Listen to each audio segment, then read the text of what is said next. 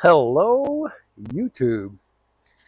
I've got my wife telling me to tell this story, tell this story, tell this story, tell this story. So I'm just telling stories. It's Thursday. I'm probably gonna upload this and I may save it. I'll probably upload it Sunday or Monday, and I may make 2 or 3 tonight. I don't know. Just get new ideas. So God forbid this is your first time watching. If it is, my name's Roger. I'm a plumber. I'm dumb, and I tell stories. Some of them are true, some of them are not. Some of them are entertaining, some of them are just dumb. Some of them are personal, some of them are, this is what happened today. Whoo! Sometimes I interview people. Sometimes I give away money. Sometimes I drink beer and talk. It happens. So, I like to try to tell you guys in advance what I'm going to talk about. I heard you guys believe it. So, I'm going to tell you guys about Rejack. I used to live there. The fire truck incident and the LIVEWIRE fire. Because this is what my wife suggested I talk about. So I know I've told this one, but I've had this channel, had 40 something videos before. And I just one day just like I'd had enough of everything and I deleted a whole bunch of them. So I feel like if I've told this story, I don't know if it's in my current batch of stories or if it's ones I deleted. I don't know. I can't keep track anymore because I'm old and forgetful.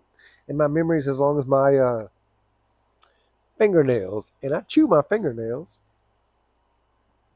So Rejack, we lived, if you guys know where Valiant is, Valiant, Oklahoma, and say you're going from Valiant to, say, Fort Towson. The other side of Valiant, I don't know if it'd be east, west, I don't have any idea, probably west. The other side of Valiant, right before you leave McCurtain County, I think Choctaw County, there's a bridge before you get to Swink. That bridge, just outside of Valiant, was at the bottom of the hill from where I lived. There was, before they made a 4-lane, they actually pushed over the house that I lived in to make a 4-lane. So for years and years and years and years and years and years, my wife, my kids, as we went through there, I was just out of the blue. Did I ever tell you I lived right there? And of course I told them I lived right there. And we had a donkey. I don't know how the hell my dad come across there, my grandpa. I don't know how, one of them. But they had to bottle feed it because the mom rejected it. Maybe it was twins. I don't know. I don't know anything about donkeys. I don't know how they work. Or jackass or whatever it was.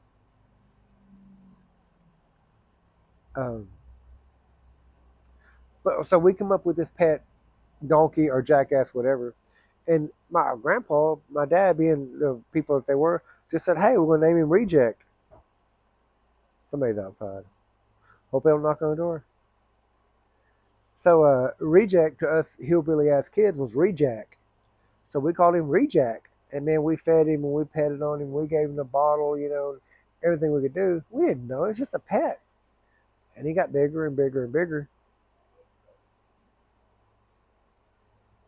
I can hear stuff outside. I really don't care. So Rejack, it might have been a bull. Hell, I don't remember. Every time I tell a story, it's something different. So Rejack, I think it was bull. Come think of it. So, man, anybody, oh God, we could, he'd be eating. We could jump off the railing, the fence, jump on his back, ride him, pet him, hug him, love him, grab him by the neck, grab him by the tail, rub him between his legs, anything we wanted to.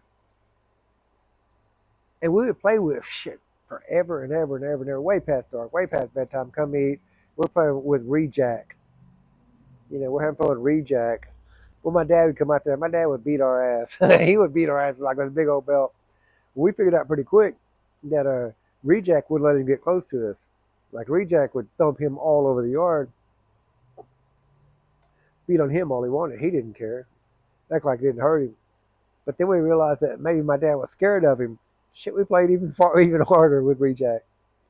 But and that's where we lived. So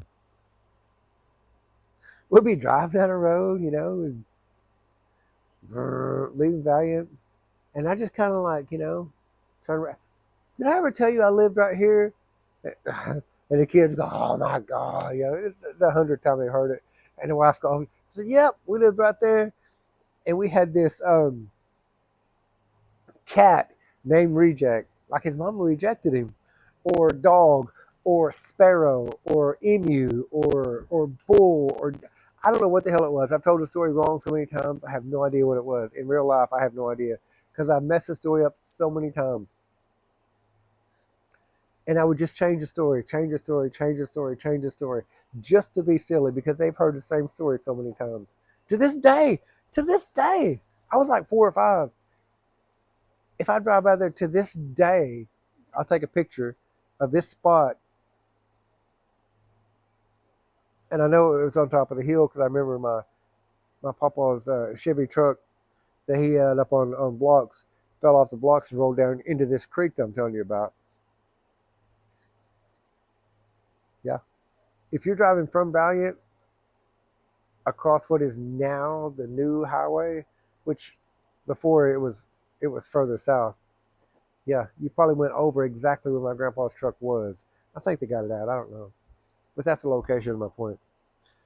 Um, so that's the I used to live there in Rejack. Somebody's outside. I don't really care what they're doing. So I worked for the fire department. I told you guys that we had to take a fire truck to Hugo, which crosses this area out of Bill. You go right through Valiant, go right over this spot, and my wife had taken the kids over fire truck parade, fire truck roundup, Hugo. I don't know what it was, and I messaged her as I had it typed up in Valiant, and we crossed it. I hit send. Did I ever tell you I used to live right there? And we went on to Hugo. We did our little thing, fire truck parade. Woo, good times. Well, the kids can't ride in a fire truck. Back in a parade, slow speed, absolutely they can ride, and they all did. And it was a good time. So on the way back, she's gonna beat me to it. She's gonna, have it all taken up. Uh, did you used to live there? It's what she had typed, whatever it was, something funny. Man, tell me why I got to this spot. And all the kids are in the car, they're excited, they're waiting, because we're gonna get daddy, we're gonna get daddy, we're gonna get daddy. She's like, finally, I get to pay him back. I got to this spot and hit the lights and the blinker pointing that way. Did I ever tell you I lived there? She's still, y'all. This was, my God, 12, 13 years ago. She's still trying to get me back for that one. So that was a fire truck incident in Rejack. And I used to live there. Now then, for no reason whatsoever, I'm going a little bit off the rails here. For no reason whatsoever, we'll be outside Texarkana, which I've never lived anywhere close to Texarkana. Never, ever, ever. Or going to Oklahoma City or shit, anywhere. Shawnee, just or Shiner, Texas for that matter. And I'll pick a random house and I just start talking mess. Man, I sure do miss her. I dated an old girl. Me and her lived right there. And in the next house, that's where her folks lived. And in the next house, that's where her brother was at with his old lady, and she was crazy. And then anything, a shop, a painting booth, um, a farm, a tractor, anything, whatever. Yep. The hell they're buried in that graveyard. And then and I worked at that mechanic shop, and then her dad owned that tractor. Just whatever. It's the craziest thing in the whole world. And I do it all the time just to make her crazy. So if you're riding with me and I say, man, I sure miss old Betty Lou, Sally Sue, whatever. I completely made up. Why not? Just to make you laugh. I like to see how far I can take it. Just being goofy, nothing. Everybody knows I'm full of shit, but I'm having a good time. So if you think I was married to it, so hey, you're a bigger idiot than I am. No, I'm just having fun. The live wire fire. Okay, I got 2 live wire fires. So we were, what was we at? 8th Street. 8th Street over close to the fairgrounds. Like you go up a little loop. Man, house is on fire. And apparently it was abandoned or dude's supposed to move out or whatever. So we roll up and I'm on the second truck. You know, I pull up, do my thing. There's 2 guys in the front. And I jump out and say, hey, you know what? We got size up real quick. The whole house is on fire. And they say, the neighbors say that he's definitely inside. He's definitely here. I said, oh my God, I don't want to see a burned up body. I don't want to hear nobody hollering, you know. So I grab my tool, you know, I run up and I'm kind of peeking in the window like the fire's rolling over.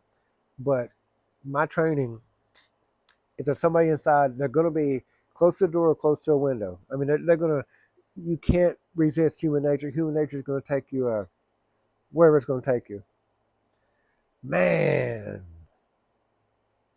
So I'm peeking in the window, you know, peeking in the window, you know, trying to look over, knocking on the window, looking in. God almighty. They're trying to fight fire. You know, I'm like, oh, I don't want to find nobody. I don't want to find nobody. Make it all the way around the house. There's nobody. You know, flashlight, active house fire in the front. I'm like, this dude's in the front yard. So I make a most way around the house. I start at the left side, work my way back around. I'm about 3/4 of the way back around. And they're hollering and they're pointing, hey, hey, hey, hey. You know, I'm looking for a body. I'm so bothered. I'm like, oh my God, don't let this be. The front of the house is on fire and they're pointing this way. And I'm like, what? I can't hear anything. You know, the fire's right here. Just everything's happening. I'm like, what? And they're pointing. I'm looking this way and I'm walking towards them like, what? And they're hollering. Can't hear what they're hollering. I thought maybe it was a dog or it was a dude or, you know, whatever. I'm like, they're pointing this way. No. Yeah, I'm looking for a dog tied up trying to attack me. I'm looking for, you know, the wall about to fall. I'm looking for the dead body. No, I wasn't looking for no down power line. It had burned away from the house. And I smooth stepped ass on it. You know, a power line will supply 200 plus amps, 240 volts to a house. Way more than enough to knock my little old dumb ass in the dirt. Never seen it. I didn't hear what they said, nothing.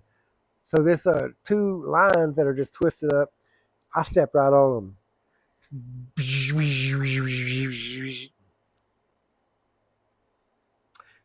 It's a little bit worse than watching somebody wield, because at least you can control the amperage. My God. Once I realized what happened, I felt it come up my leg. I looked down, you know, just that quick. And all I seen was a huge ball of fire right in my face. It sounded like somebody ripping a huge sheet of canvas. But it wasn't like, it wasn't real fast. It was like real slow. Like I was being electrocuted and was watching it happen. And everything hurt. Everything hurt. I don't know if I jumped or if I jerked. I don't know what happened. But I fell back and my legs come up. And I remember seeing my whole left leg on fire. Like my whole left leg was on fire. I jumped up. I took off running. Boom. And I just hit the ground. Like face down. Like done. Done. You think I was dead? I wasn't dead. I just ran out of energy.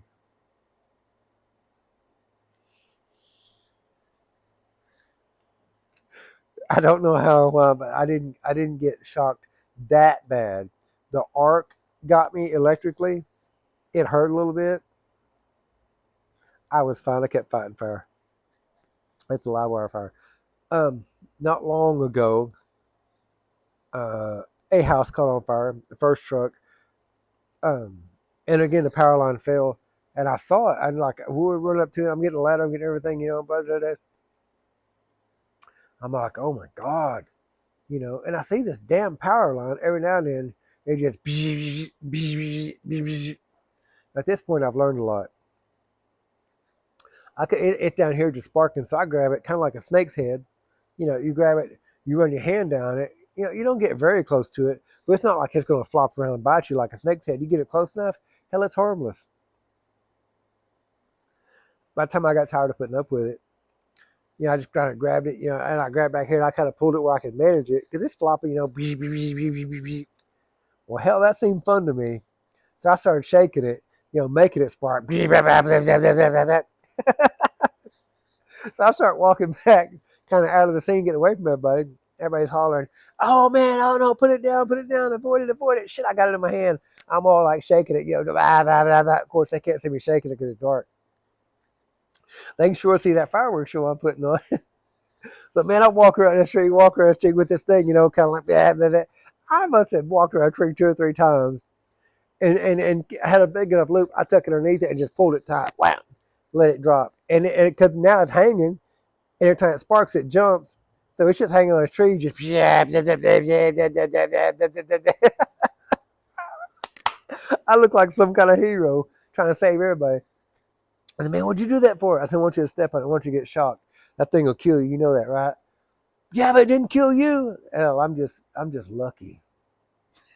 Hell, I'm dumb. I'm some dumb. I'm some dumb, but I ain't plumb dumb. My stories are plumb dumb, but I'm not. So yeah, that's the story of the live wire fire, the fire truck incident. I used to live there in Rejack. Thank you guys for watching. Say a prayer for Ricky Die. Love you all, and I'll see you later.